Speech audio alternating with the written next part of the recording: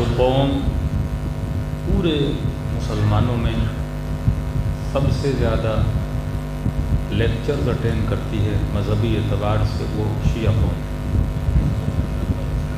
کسی بھی قوم میں اتنے لیکچرز نہیں ہیں جتنے شیعہ قوم میں لیکچرز دیے جاتے ہیں۔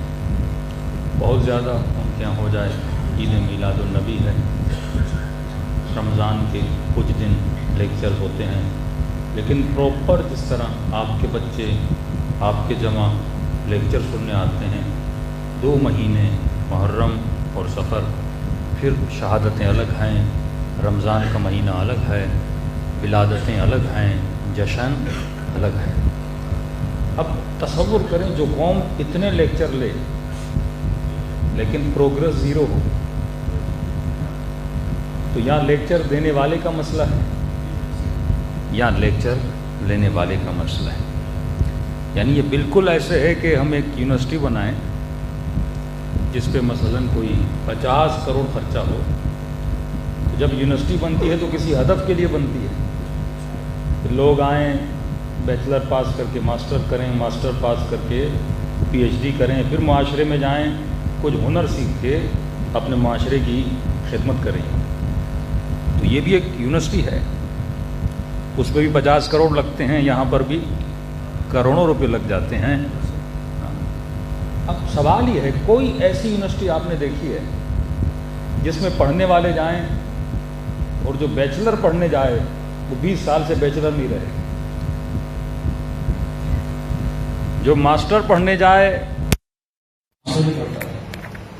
ایسی یونیورسٹی دنیا کبھی بھی نہیں کرے، بلکہ اس کی بدنامی ہے کہ ہر سال اس کا اسٹوڈنٹ فیل ہو اور اسی کلاس میں بیٹھا رہے۔ دنیا کہاں کی کہاں پہنچ جائے لیکن یہ وہیں کا وہیں بیٹھا رہے۔ تو فالٹ یا یونیورسٹی میں ہے یا اسٹوڈنٹ میں ہے۔ تو حسین کی مجلس میں تو فالٹ نہیں ہو سکتا، یہ مجلس ہے یہ ہدایت کے لیے۔ یہاں لیکچرار کا مسئلہ ہے کہ وہ صحیح لوگوں کو لیکچر نہیں دے رہا، کیونکہ ہماری نیچر بن چکی ہے۔ بوگس ٹیچر جس طرح ہوتے ہیں، ویزے پہ جو ٹیچر لیے جاتے ہیں ہمارے ہاں، کہ آتا کچھ نہیں، سفارش پر ٹیچر بن گیا، تنخواہ تو اس کو بھی ملتی ہے۔ قصور اس منبر کا تھا، ہم نے دین حاصل کرنے کے لیے جو معیار بنایا کسی خطیب کے لیے، وہ معیار کیا ہے؟ آج کل کا معیار میں آپ کو بتاتا ہوں، سوشل میڈیا ہے۔ آج کل یہ دیکھا جاتا ہے میڈیا پہ کون مشہور ہے، آج یہ چل رہا ہے، جو میڈیا پہ بک رہا ہے وہی منبر پہ لایا جا رہا ہے۔ اور معیار ہم نے کیا بنایا کہ جو قرآن کی زیادہ آیتیں پڑھ لے، زیادہ حدیثیں پڑھ لے، شعر و شاعری کر لے، دیہاتوں کی طرف چلے جائیں تو سر کا اچھا ہو، 8-10 دوہڑے اچھے پڑھ لے۔ لیکن کیا جب تو بیمار ہوتا ہے، اپنے جسم کو جب دکھانے جاتا ہے، کیا کبھی ایسے ڈاکٹر کے پاس جاتا ہے جس کے پاس ڈگری نہ ہو؟ کسی ایسے ڈاکٹر کے پاس جاتا ہے جو ان پڑھ ہو؟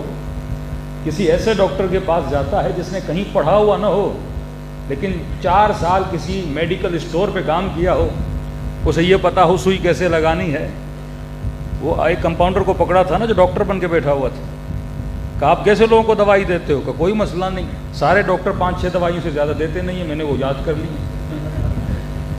تو ذاکر کہتا ہے کون سی بڑی بات ہے، مولوی کیا آ کے یہاں بیان کرتا ہے، میں نے وہ 4-5 چیزیں کیا کر لی ہیں، یاد کر لی ہیں۔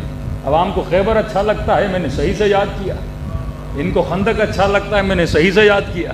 ان کے دل میں علی بن ابی طالب کی محبت ہے، میں نے 15-20 شعر یاد کر لیے ہیں، تو مجمع خوش بھی ہو جاتا ہے، قہوہ بھی کر لیتا ہے۔ تو وہ مریض اگر نیم حکیم کے پاس جاتا ہے تو اپنے جسم کو تباہ کرتا ہے، اور تو اگر نیم ملا کے پاس جائے گا اپنے ایمان کو تباہ و برباد کر دے گا۔ محمد والے محمد برادر سلام۔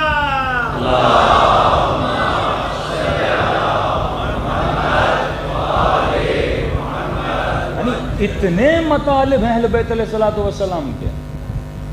بولیے کہ بھائی آپ اس سال جو اشرا پڑھ رہے ہو، ہمیں مثلاً چھٹے امام کی جو کتاب حقوق ہے وہ آج بیان کرو۔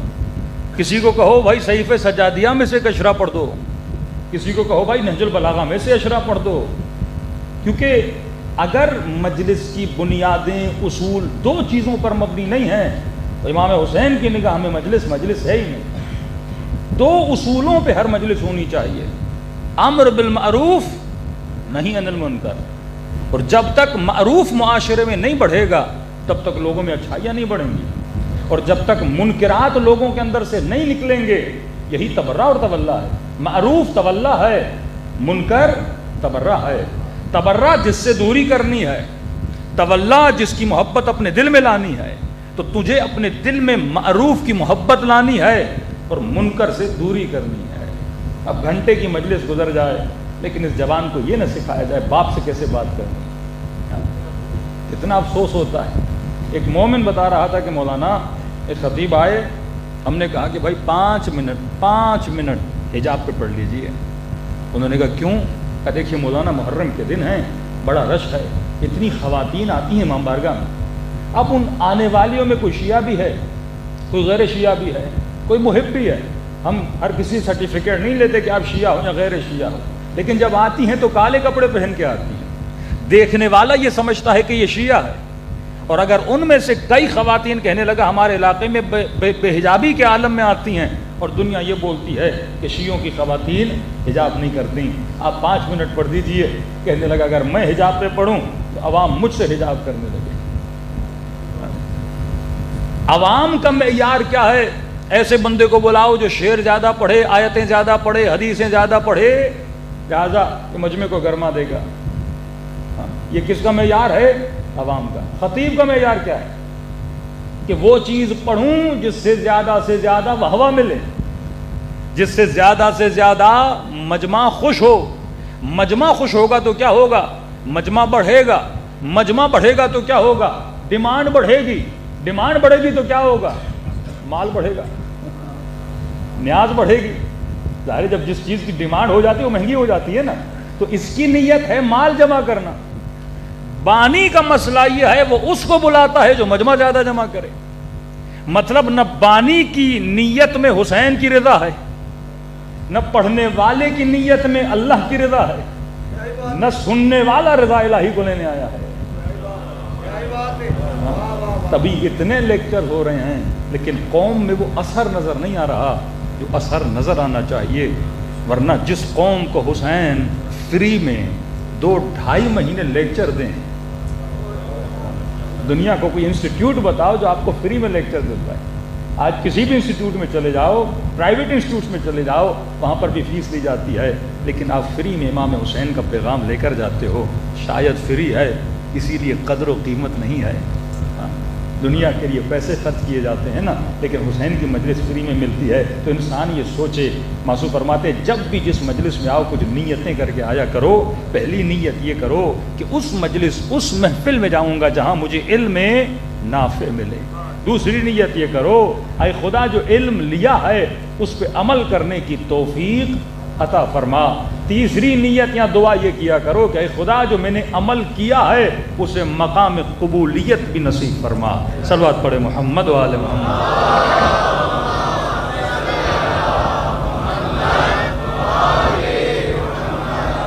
جب تک اس قوم سے یہ واہ کی بیماری نہیں نکلتی، واہ کرنا گناہ نہیں ہے، لیکن اگر پرپز یہ بن جائے کہ میں مجلس پڑھوں ہی اس نیت سے کہ واہ ہو۔ ہم بھی مجلسیں بناتے تھے شروع میں، کئی پنجاب کے ایسے علاقوں میں جاتے تھے، مجبوری ہوتی تھی وہاں 15 منٹ ایسی مجلس پڑھو مجمع کھڑا ہو جائے، پھر 15 منٹ کے بعد چند لقمے ہم دیتے تھے، مجمع تیار ہو گیا، اب اسے چند مولا کے فرامین بتاؤ۔ یعنی کرنا پڑتا ہے، ہمیں بھی کرنا پڑتا ہے کہ مولا کا فرمان ہے کلم الناس بقدر عقولہم، نا جتنی عقل ہے اتنی بات کرو۔ اب شروع میں ہی اس سے ہم نماز و روزہ و حج و زکوٰۃ کی وہ تو بھاگ جائے گا۔ کہتے ایک بندہ نیا مسلمان ہوا اور کسی نے کہا وہ مسجد میں چلتے ہیں نماز پڑھنے، وہ آیا بیچارہ اور مولوی صاحب کو بتایا نیا مسلمان، اس نے کہا چلو اس کو ہم ٹھیک ٹھاک عبادت بھی کرا دیتے ہیں۔ اس نے پہلی نماز میں سورہ بقرہ پڑھ دیا۔ اب نیا مسلمان سورہ بقرہ کا مطلب ہے بھینس یا بھینس کا بچڑا، بقرہ پڑھ دیا اس نے، بیچارہ تھک گیا، 3 جز تقریباً قرآن کے پڑھ لیے اس نے۔ نیا مسلمان ہے، اس کو بہت جلدی جنت میں ہمیں بھیجنا ہے۔ چلا گیا، اگلے دن آیا کہ چلو پھر نماز پہ چلتے ہیں. وہ مسجد میں جیسے آیا کہ مولانا صاحب آج کون سا سورہ پڑھیں گے؟ کہ سنا ہے کل تم بہت تھک گئے تھے تو آج ہم سورہ فیل پڑھیں گے. فیل کا مطلب ہاتھی، حالانکہ فیل سورہ بہت چھوٹا ہے، نام بہت بڑا ہے. تو یہ اسی دن مسجد چھوڑ کے بھاگ گیا کہ کل بھینس پڑی تھی تو اتنی دیر مجھے کھڑا رہنا پڑا، آج ہاتھی پڑھو گے تو پتہ نہیں کتنی دیر کھڑا رہنا پڑے. تو کلم الناس بقدر عقولہم، لوگوں کی کیونکہ عقلیں بھی تھوڑی ایسی ہیں تو ظاہر ہے ہمیں بھی کرنا پڑتا تھا، لیکن پھر پرپس بن جاتا ہے کہ یہ نقطہ پڑھو یہاں پہ اتنی واہ واہ ہوگی، یہ شعر پڑھو یہاں پہ اتنی واہ واہ ہوگی. آغا قراتی فرماتے ہیں اگر بندے کو وضو کرنا ہو، ٹھیک ہے، اب ایک گرم موسم ہے، جیسے پرسوں ترسوں اسلام آباد میں بھی کافی گرمی تھی، اب شدید گرمی ہو گئی. اب آپ کا دل ہے کہ کہیں پہ آپ کو ایک چشمہ نظر آیا، چشمے میں ٹھنڈا پانی تھا، اب آپ کو گرمی بھی لگی ہے، آپ آگے بڑھے کہ بھائی گرمی بہت ہے، اس پانی سے میں وضو کرتا ہوں تاکہ میرا بدن کیا ہو جائے، ٹھنڈا ہو جائے. کہتے ہیں یہ وضو خدا قبول نہیں کرتا کیونکہ اللہ کے لیے نہیں تھا، اپنی گرمی کو مٹانے کے لیے تھا. ہاں، اس میں رضائے الہی شامل نہیں تھی. تو اگر ہمارے اعمال میں بندے شریک ہو جائیں، یہ سب سے بڑا گناہ ہے. الشرک، یہ الریا ہوا شرک کلہ، جو ریا ہے وہ بدترین شرک ہے. آج ہم اپنی عبادتوں میں، اپنے اعمال میں اگر بندوں کی خوشنودی کو راضی کریں گے، خدا کبھی ہدایت نہیں دے گا. کربلا یہی بتاتی ہے، حسین ایک کو راضی کرنے گئے اور وہ تھا لا الہ الا اللہ، اور خدا نے کیا مقام دیا امام حسین کو، آج کائنات دیکھ رہی ہے. یزید لوگوں کو اور اپنی ذات کو خوش کر رہا تھا، آج نہ نام یزید ہے نہ یزید کو کوئی یاد کرنے والا ہے. صلوات پڑھے محمد والے محمد.